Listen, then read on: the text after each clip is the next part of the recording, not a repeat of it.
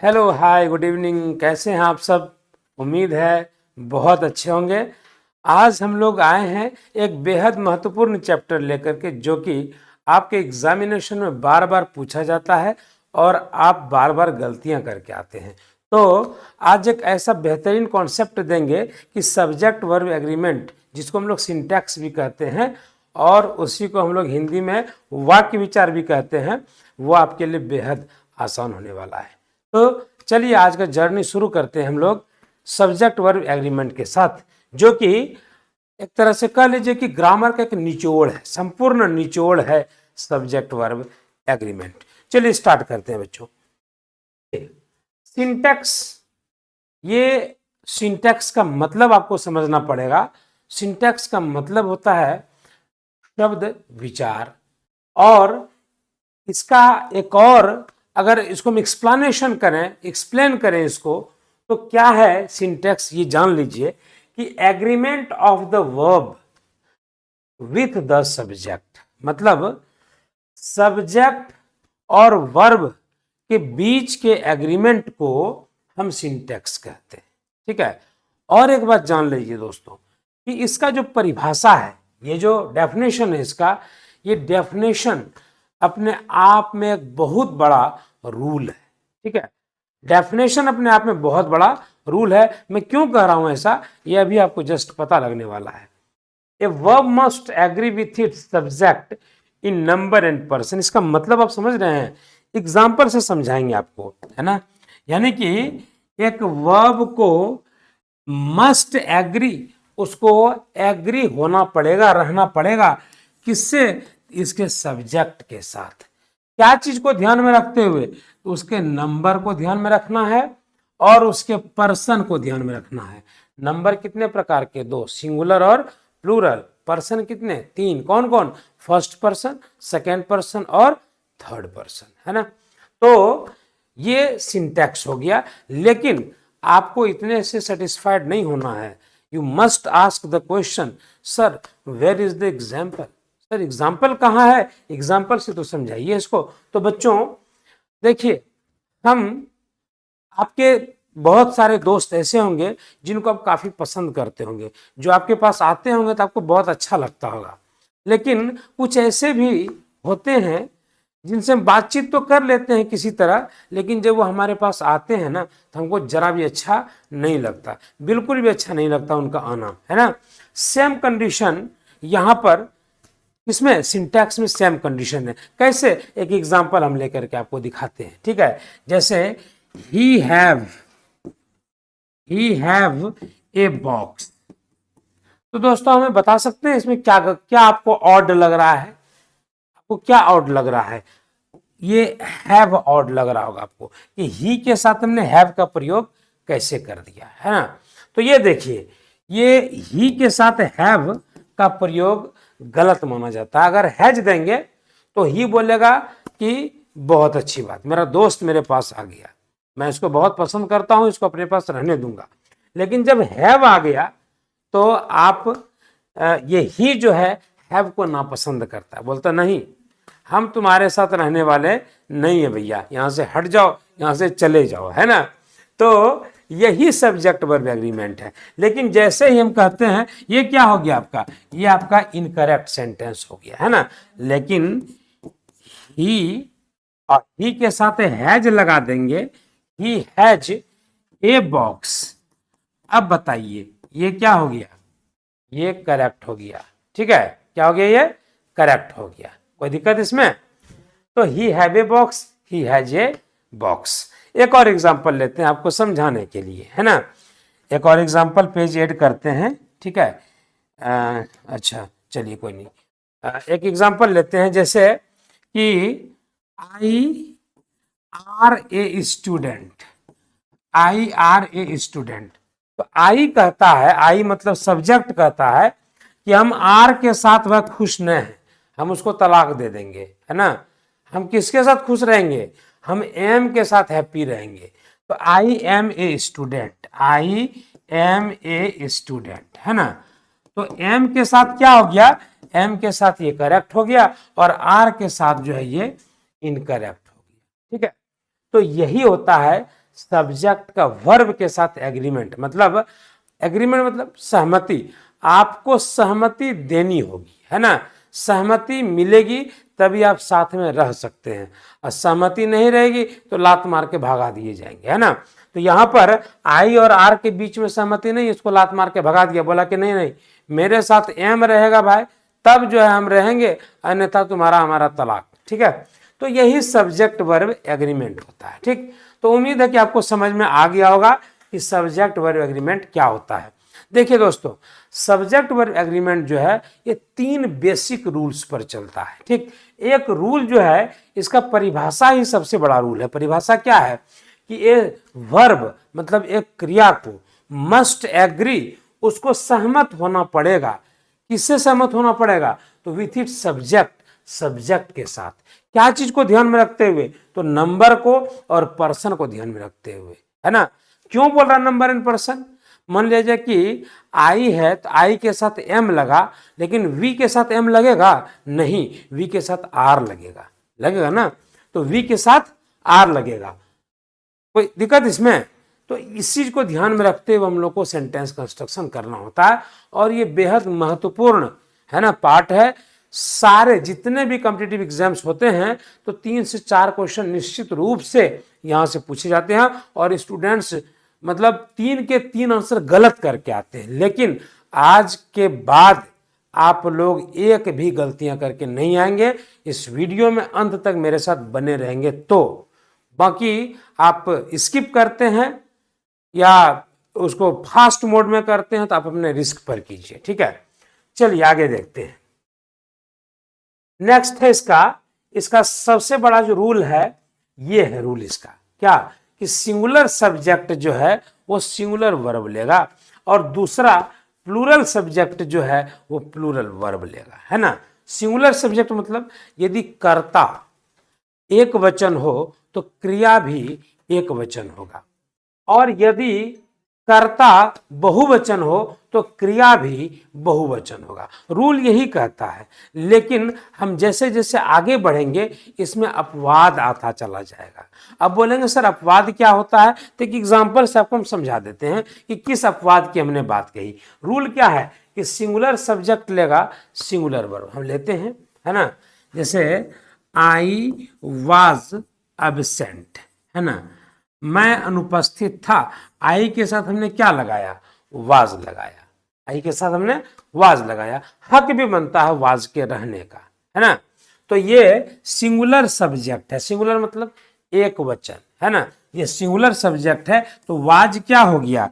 Was आपका हो गया सिंगुलर वर्ब, है ना। ये क्या हो गया? Singular verb. वेयर क्या होता है? Plural verb. और ये हो गया सिंगुलर सब्जेक्ट। सिंगुलर सब्जेक्ट है तो सिंगुलर वर्ब लिया, ठीक।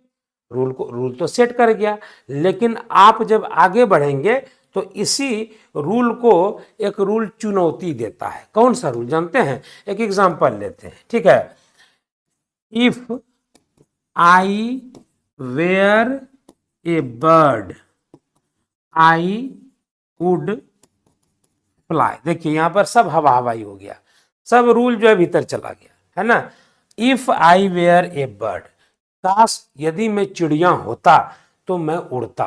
तो इसका मतलब यह है कि रूल का भी वायलेशन होता है, रूल का भी वायलेशन होता है, लेकिन वहां पर कुछ कंडीशंस लगे होते हैं। अब इस वाक्य में क्या कंडीशन होता है? ये सपोजिशनल सेंटेंस है, मतलब कि जो रियल में है नहीं लेकिन कल्पना करता है व्यक्ति, है ना, कि यदि मैं चिड़िया होता, चिड़िया वो है नहीं, यदि वो चिड़िया होता तो मैं उड़ता।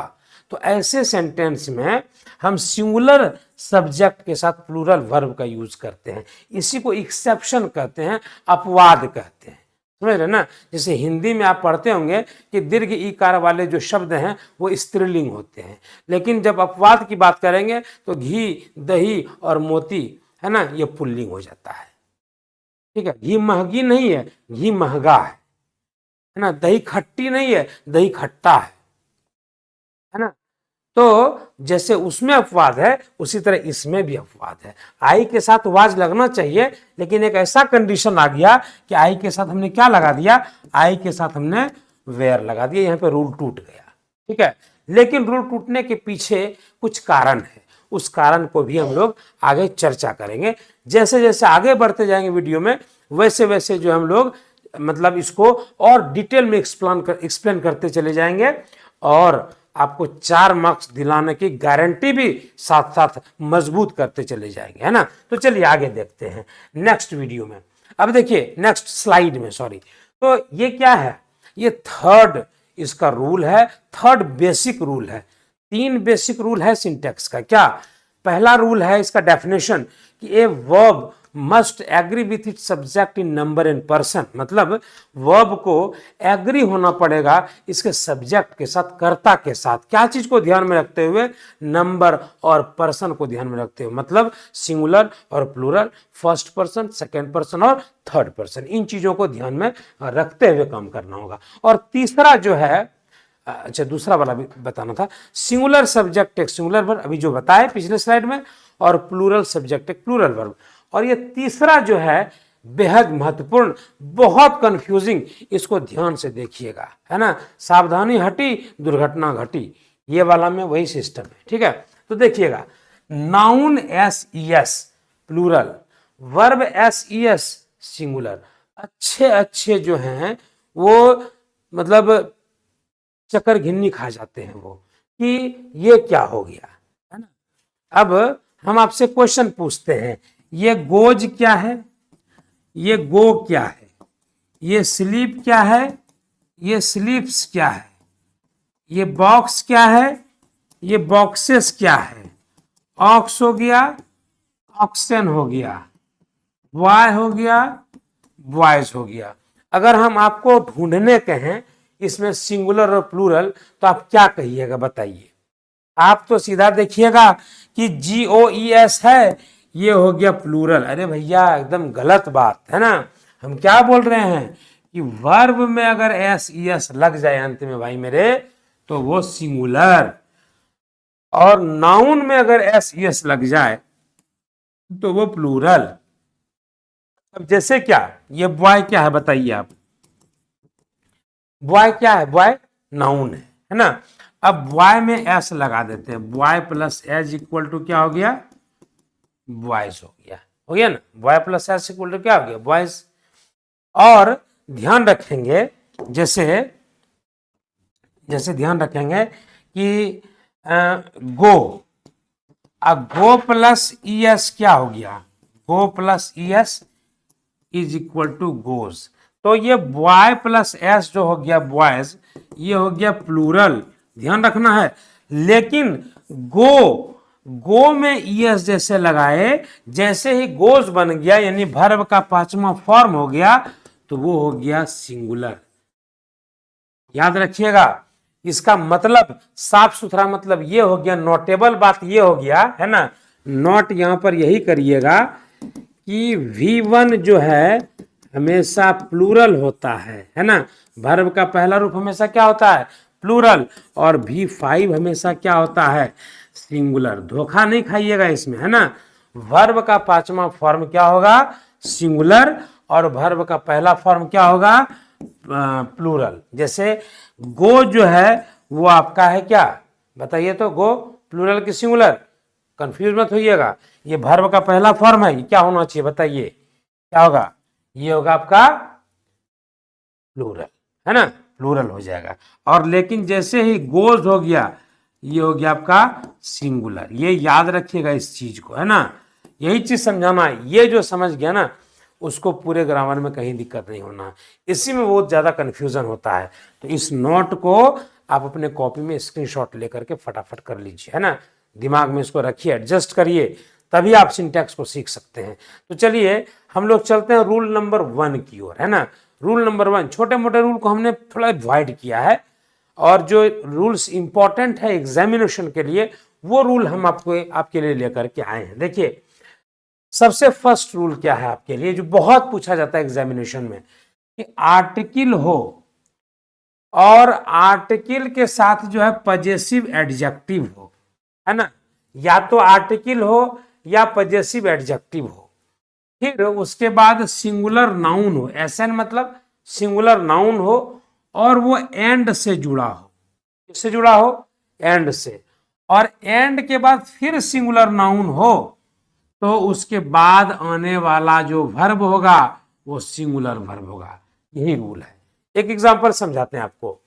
The principal and director was there. आपको लग रहा ना कि दो व्यक्ति हैं, प्रिंसिपल अलग है, डायरेक्टर अलग है। तो ध्यान रखिएगा कि ये जो द प्रिंसिपल है ये नाउन हो गया। क्या हो गया, ये क्या हो गया, नाउन हो गया। ये सिंगुलर नाउन हो गया। क्या हो गया, ये हो गया सिंगुलर नाउन। आपको हम अच्छा समझा रहे हैं, देखिएगा। ये सिंगुलर नाउन हो गया, ये एसएन हो गया, सिंगुलर नाउन हो गया। और इसके पहले आर्टिकल क्या लगा है, आर्टिकल द लगा है। ठीक है, तो जहां द लगा रहे, द के बाद सिंगुलर नाउन लगा रहे, ठीक है, और वो किससे जुड़ा हो, है ना, वो जुड़ा हो एंड से। किससे जुड़ा हो, एंड से। और फिर जो है सिंगुलर नाउन हो तो उसके बाद आने वाला जो वर्ब होगा वो सिंगुलर वर्ब होगा। यहां देखिए किसका यूज किए हैं, वाज का। ध्यान रखिएगा, द प्रिंसिपल एंड डायरेक्टर का मतलब हो गया कि जो प्रिंसिपल है ना वही डायरेक्टर भी है।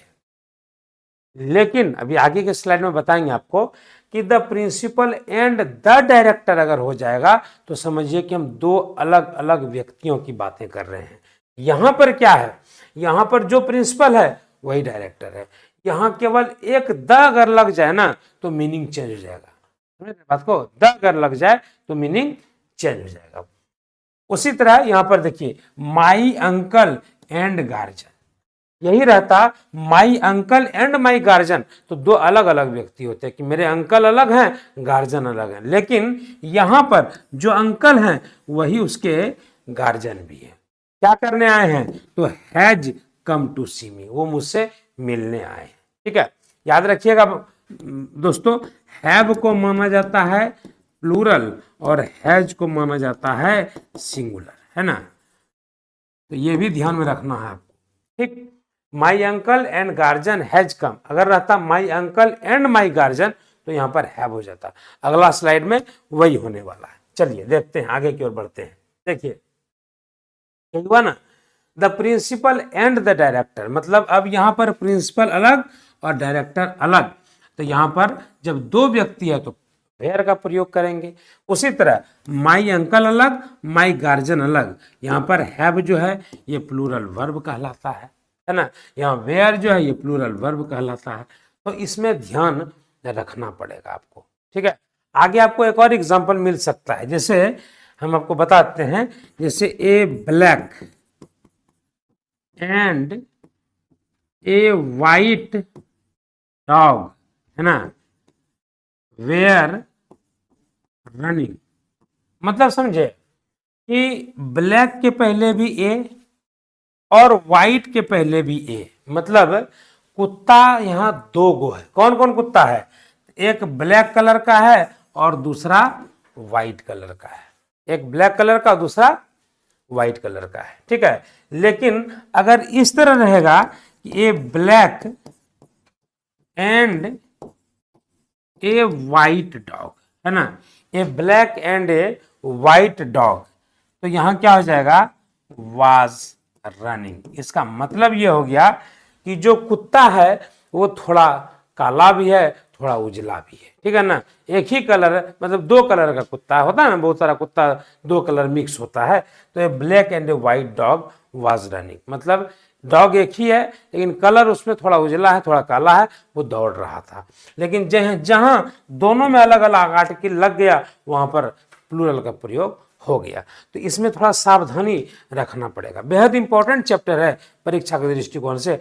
आज लेवल 1 है और लेवल 2 जो है वो जल्दी ही ऐड कर देंगे इसमें। चलिए देखते हैं आगे की ओर। यदि किसी सब्जेक्ट की शुरुआत, यदि किसी वाक्य की शुरुआत किससे हो दोस्तों, ईच से हो। वाक्य की शुरुआत किससे हो, ईच से हो। तो वाक्य की जब शुरुआत ईच से हो और उसके तुरंत बाद एस एन रहे, एस एन मतलब सिंगुलर नाउन। ये देखिए ईच से शुरू है, ईच से शुरू है, ये सिंगुलर नाउन है। फिर एंड हो और फिर सिंगुलर नाउन हो तो उसके बाद आने वाला वर्ब हमेशा सिंगुलर होता है, हमेशा सिंगुलर होता है। Each pen and pencil is black, ये नहीं कि ईच पेन एंड से जुड़ा हुआ तो आर, बहुत सारा बच्चा कंफ्यूज करता है, वहां आर दे देता है। ऑप्शन में भी आपको दे देगा is, am, are, was, were. अब आपको इज करना है भैया, है ना। आगे देखिए नेक्स्ट रूल में, अब देखिए बेहद इंपॉर्टेंट यहां से शुरू हुआ है। Each of, either of, neither of जहां रहे और उसके बाद प्लूरल नाउन हो तो भी उसके बाद आने वाला वर्ब जो होगा वो सिंगुलर वर्ब होगा दोस्तों, है ना। जैसे each of these 5 pens is black, यहाँ आर ब्लैक नहीं देंगे, ईच ऑफ दीज 5 पेन्स। आपको लगेगा कि अरे यहाँ तो पेन्स है, पेन्स देख करके, है ना, कलम की संख्या देख करके यहाँ पे बच्चा क्या कर देगा, आर कर देगा, जो पूरी तरह से गलत हो जाएगा, है ना। तो इस चीज को ध्यान रखना, ये क्वेश्चन बीपीएससी टीआरई 1 में ये पूछा गया है, इसीलिए हम आपको बोल रहे हैं, ठीक है। राजस्थान के आरएएस एग्जामिनेशन में, पीजीटी में ये क्वेश्चन पूछा गया, डिट्टो क्वेश्चन पूछा गया है, ठीक है, डिट्टो क्वेश्चन। केवल जो है यहाँ पर 5 पेन की जगह 6 पेन्स का यूज किया गया था, डिट्टो क्वेश्चन है, इसीलिए हम आपको ये वाला स्लाइड हम किए। और जो भी अभी बता रहे हैं ना, वो विभिन्न प्रतियोगिता परीक्षाओं में पूछे गए प्रश्न, उन्हीं को हमने जो है अभी शामिल किया है ना। आगे देखते हैं, वाक्य की शुरुआत ईच से हो, एवरी से हो, आइदर से हो, नाइदर से हो, और उसके बाद यदि ईच, एवरी, आइदर, नाइदर हो, उसके बाद सिंगुलर काउंटेबल नाउन का प्रयोग हो तो उसके बाद आने वाला वर्ब जो होता है दोस्तों वो सिंगुलर वर्ब होता है। जैसे ईच गर्ल्स, अब देखिए यहाँ गर्ल्स है, गर्ल्स देख करके धोखा नहीं खाना भैया, ईच गर्ल्स के बाद यहाँ इज दिया है, each girls is beautiful, are beautiful नहीं, तो ध्यान रखना इस चीज का, है ना। आगे देखते हैं, 231 फॉर्मूला आपको याद होगा, 231 और प्लस पीवी, मतलब 231 का मतलब 2 का मतलब सेकेंड पर्सन, 3 का मतलब थर्ड पर्सन और 1 का मतलब फर्स्ट पर्सन, है ना। सेकेंड पर्सन में क्या होता है, यू होता है, थर्ड पर्सन में ही, सी, इट, नेम होता है, फर्स्ट पर्सन में आई होता है। तो यू के बाद ही के बाद आई, और उसके बाद जो है ना, बहुत लोग क्या करेगा, आई के बाद लगा देगा एम, वो तो सोचेगा आई के बाद एम लगता है भाई, लेकिन गलत। 231 जहां फॉर्मूला लागू होगा उसके बाद आने वाला जो वर्ब होगा वो प्लूरल वर्ब होगा, I are going to market, है ना। ये सबको शामिल किया गया है इसलिए क्योंकि ऐसे क्वेश्चंस पूछ करके बहुत अच्छे तरीके से बच्चों को बेवकूफ बनाया जाता है, फंसाया जाता है। चलिए आगे देखते हैं, जिस वाक्य में मैनी से स्टार्टिंग हो, एक ग्रेट मैनी से स्टार्टिंग हो, एक गुड मैनी से स्टार्टिंग हो और उसके बाद प्लूरल वर्ब का यूज हो, है ना, तो निश्चित रूप से, है ना, प्लूरल वर्ब ही लगेगा। जैसे many are present in the classroom, मतलब क्लासरूम में बहुत लोग प्रेजेंट हैं, उपस्थित हैं, है ना। कोई दिक्कत इसमें?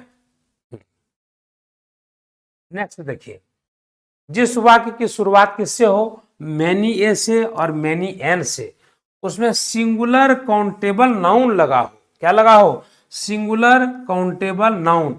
सिंगुलर काउंटेबल नाउन मतलब वैसा नाउन जिसकी गिनती की जा सके और वो सिंगुलर भी हो, एक वचन में हो, तो उसके बाद आने वाला वर्ब जो होता है वो एस भी होता है, मतलब सिंगुलर वर्ब होता है। एस भी मतलब सिंगुलर वर्ब होता है ना, सिंगुलर वर्ब। जैसे many a boy goes to school in time, ये गोज क्या है फिर बता रहे हैं, ईएस देख के धोखा मत खाइएगा, ये सिंगुलर है, V5 form singular, V1 form plural, ठीक है।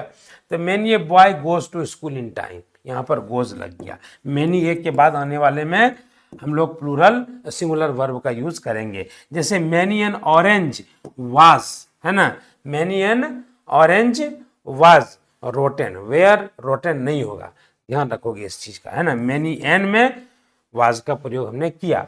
चलिए आगे देखते हैं, इसको इंडिफिनिट प्रोनाउन कहते हैं, everybody, somebody, anybody, everyone, someone, anyone, known, ये क्या कहलाता है, ये कहलाता है इंडिफिनिट प्रोनाउन। इंडिफिनिट प्रोनाउन में यदि, है ना, इंडिफिनिट प्रोनाउन में क्या होता है, ये सिंगुलर वर्ब का यूज होता है हमेशा। जैसे एवरीवन वांट्स टू क्वालिफाई, हर कोई क्वालिफाई करना चाहता है ना। जैसे somebody या someone has stolen my pen, stolen my pen, किसी ने मेरी कलम चुरा ली है।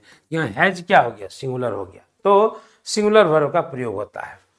लेकिन यदि एवरीबडी के बाद कुछ और डॉट डॉट का मतलब कुछ और रहता है और सिंगुलर प्रोनाउन होता है भाई, तो सिंगुलर जब प्रोनाउन हो जाएगा ना, थोड़ा मीनिंग चेंज होगा। कैसे, देखिए, everybody should love his Motherland, है ना, लव हिज मदरलैंड। इसका मतलब समझे कि ये जितना भी इंडिफिनिट प्रोनाउन है, इंडिफिनिट प्रोनाउन के बाद आने वाला जो है उसमें क्या लगता है, हिज या, है ना, हिज या हर का प्रयोग हो जाएगा इसमें। चलिए आगे देखिए, a number of, a large number of, a great number of, large numbers of के बाद यदि प्लूरल नाउन हो तो उसके बाद आने वाला वर्ब जो होता है वो प्लूरल होता है। जैसे a number of students were absent, है ना। जैसे a large number of boys, है ना, वेयर प्रेजेंट।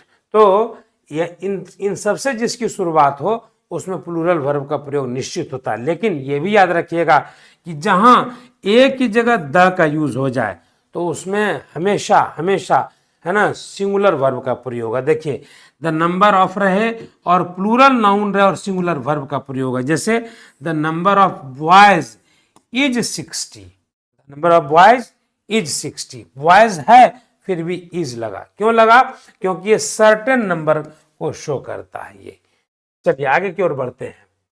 जिस वाक्य की शुरुआत किससे हो, the amount of, a large amount of, a great deal of, a good deal of, तो और उस इन सब के बाद सिंगुलर अनकाउंटेबल नाउन का प्रयोग हुआ हो तो उसमें आने वाला वर्ब हमेशा सिंगुलर होता है। जैसे एग्जांपल लेते हैं, the amount of money is sufficient, है ना, आर सफिशिएंट नहीं, इज सफिशिएंट, सिंगुलर वर्ब का यूज होगा। कहां पर, जहां पर द अमाउंट ऑफ हो, ए लार्ज अमाउंट ऑफ हो, ए ग्रेट डील ऑफ हो, ए गुड डील ऑफ, उस कंडीशन में। ठीक है, आगे देखते हैं, बोथ, सेवरल, वेरियस, इन सब के बाद जो आने वाला वर्ब होता है वो हमेशा प्लूरल होता है। जैसे बोथ आर एक्सट्रीमली ब्यूटीफुल, जैसे सेवरल हैव गॉन, बहुत सारे लोग चले गए हैं, है ना। वेरियस कलर्स आर बीइंग, है ना, सीन, बहुत सारे कलर्स जो है वो दिख रहे हैं या दिखाए जा रहे हैं। आगे की ओर देखिए, जिस वाक्य में few, a few, very few से स्टार्टिंग हो और उसके बाद प्लूरल नाउन का प्रयोग हो तो उसमें वर्ब हमेशा प्लूरल ही होगा। जैसे फ्यू वेयर फाउंड गिल्टी, को बहुत कम लोगों को दोषी पाया गया, फ्यू वाज नहीं, फ्यू वेयर फाउंड गिल्टी, है ना।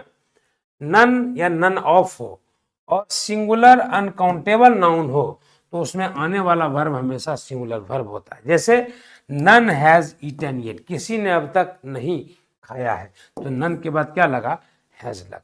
ठीक है,